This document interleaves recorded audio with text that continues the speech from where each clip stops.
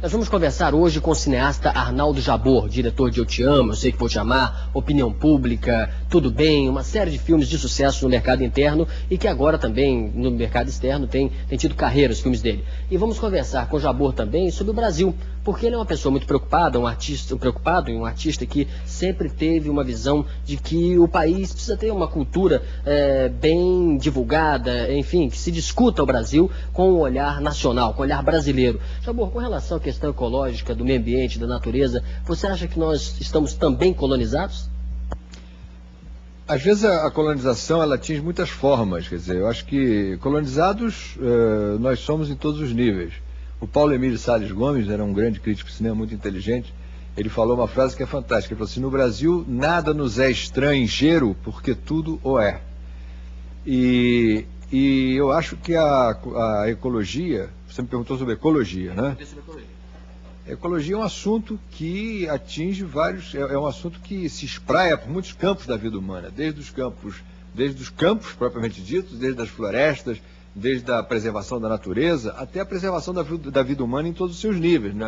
A preservação da vida humana psicológica, da preservação da vida humana artística, quer dizer, a cultura de massas, a televisão, a indústria cultural é um poluente da arte. Você pode considerar que as cidades industriais é um poluente da vida humana. É uma maneira de viver que polui a existência natural. Você vai a Copacabana é o lugar mais antiecológico do mundo. Você vai a Cubatão, não precisa ir a Cubatão.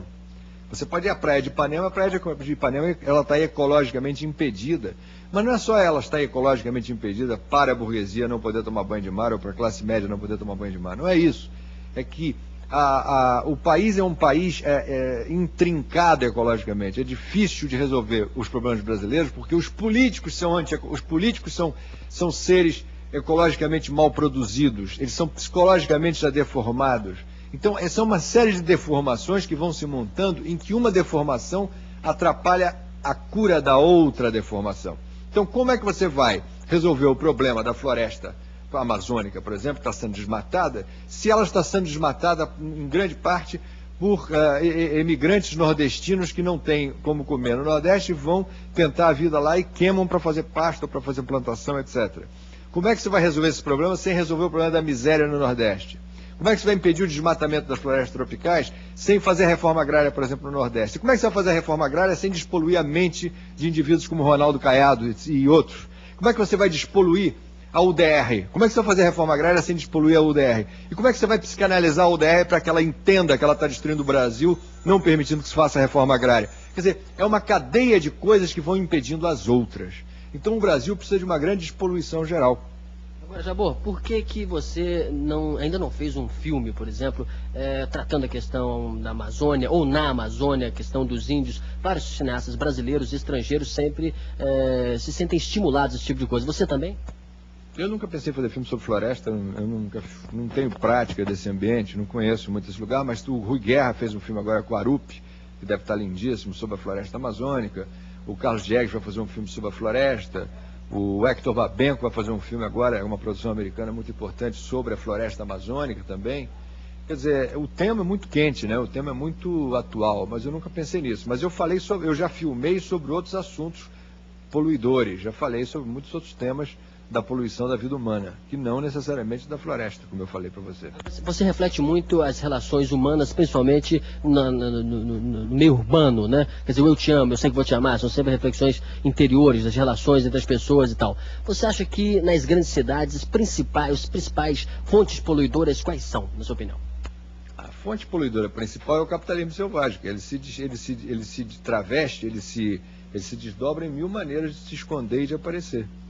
Basicamente a nossa situação, não adianta a gente refletir demais para uma coisa que é meio simplória até, é a nossa situação de país dependente economicamente, de país ligado a uma economia capitalista desenvolvida e colonizadora, hegemônica, que manda no Brasil, mas por outro lado, que poderia ser bom para o Brasil se nós tivéssemos condições de nos relacionar com essa economia mundial.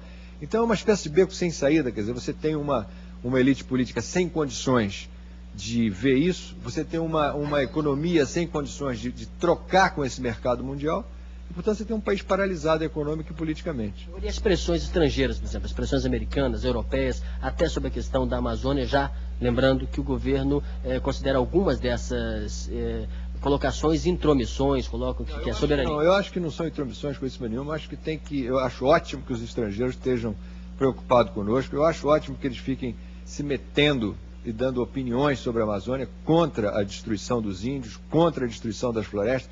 Eu acho que esse papo furado, dizer que estão defendendo a floresta amazônica, nunca ninguém defendeu nada nesse país, esse nacionalismo tardio é uma grande mentira, esse é um papo furado. É claro que ninguém quer invadir a Amazônia, não ocorreu a estrangeiro nenhum invadir a Amazônia no sentido de tomar conta da Amazônia. Eles estão preocupados porque realmente eles destruíram as florestas deles todas, não é? Num período onde a industrialização não tinha consciência ecológica, entendeu? Destruíram tudo, agora hoje em dia já há essa consciência ecológica. Então eu quero que se metam no sentido de que o Brasil precisa desse tipo de alerta, porque o brasileiro não se toca, principalmente políticos brasileiros são pessoas inteiramente amorfas, são pessoas mortas. Então, eu acho bom que o mundo esteja alarmado conosco, porque aí a gente pode ser que se toque. Sejam quais forem as intenções, escusas ou não escusas dos estrangeiros, o fato do mundo estar botando nas primeiras páginas dos jornais o escândalo que é a ecologia, que é a situação ecológica brasileira, eu acho ótimo. Eu acho ótimo que a cara dos responsáveis apareça na capa das principais revistas do mundo. É a única possibilidade que a gente tem de ter alguma coisa na área da ecologia, é o medo do escândalo internacional, porque se for depender da dignidade interna, jamais vai acontecer nada. Agora de 60 para cá, o cinema brasileiro sempre se posicionou como uma espécie, não vou dizer denúncia, mas de crítica contra a qualidade de vida, censura, corrupção, ditadura, enfim, sempre foi um cinema combativo em relação a isso. Nesse momento, você acha que o cinema tem ou continuará tendo esse caráter em relação à questão de qualidade de vida dos brasileiros, por exemplo? Não, o cinema sucumbiu àquilo que ele denunciava. O cinema deixou de ser uma denúncia social e passou a ser um problema social. O cinema brasileiro acabou no Brasil. Quer dizer, a indústria cinematográfica foi destruída nos últimos 5 anos pela recessão. A Embrafilme, que é uma empresa estatal falida, acabou por jogar as últimas pás de terra nos sonhos do cinema brasileiro. O cinema brasileiro acabou. Vários cineastas brasileiros morreram. E a indústria cinematográfica acabou. O cinema resta hoje com uma espécie de nostalgia cultural de uma coisa que houve. Não existe mais cinema brasileiro. Isso é um papo furado. Não existe mais. Tem alguns cineastas que ainda tentam fazer filme, como eu, por exemplo, vou tentar fazer filme da maneira que eu puder, arranjando dinheiro onde eu puder, em coproduções estrangeiras, com dinheiro de capitais privados brasileiros, como for. Quer dizer, o modelo do cinema brasileiro acabou enquanto tal.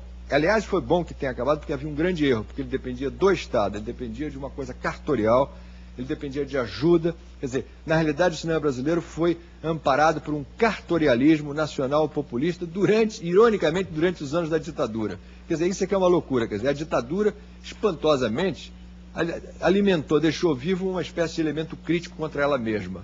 Mas, e por incrível que pareça, depois que a ditadura acabou, o cinema brasileiro acabou junto. Quer dizer, aqueles que nós defendíamos, que achávamos que iam ser nossos salvadores, exterminaram de vez o cinema brasileiro. O ministro Celso Furtado, o ex-ministro, graças a Deus, exterminou o cinema brasileiro. A gente achava que ia ser o Harry Stone, os americanos, não. Foi o ex-ministro Celso Furtado. Foi o pior inimigo que o cinema brasileiro teve. E aí, a verdade foi essa. Quer dizer, os democratas acabaram com o cinema brasileiro.